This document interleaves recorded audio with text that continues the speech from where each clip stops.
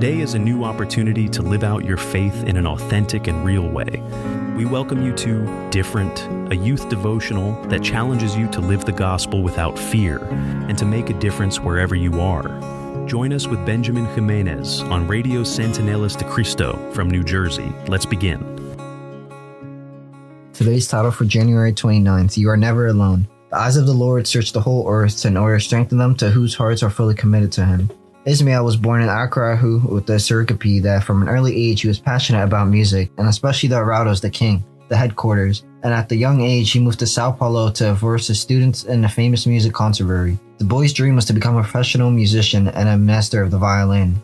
Although he grew up in a Christian environment, Ismail drifted away from the Lord, and on Saturdays, instead of going to church, he would lie on a bench in his block listening to music. One of these Saturdays, he heard a choir singing at the church in the distance. He wanted to see, but it was a choir practice at the Turqueria Adventist Church. From the day on, Ismail had started attending church, but he didn't make the decision to give his life to Christ. One Wednesday, after taking some music lessons in Tatao, Brazil, Ismail decided to drive back to Sao Paulo till it was late at night when he lowered his windows and put a CD on by the Arautos de Rey.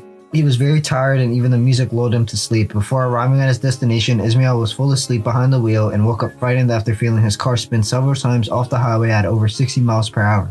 Desperate, he saw death up close. Providentally, the car hit the iron guide of the shoulder and stopped a few meters from a large ravine.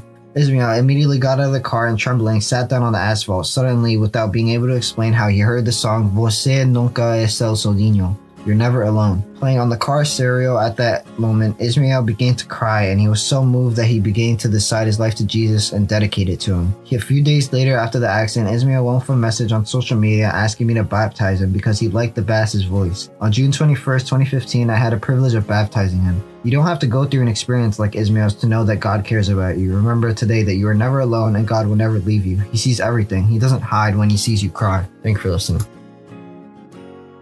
Thank you for sharing this time with us. May today's message inspire you to live your faith with courage and to be different in a world that truly needs it.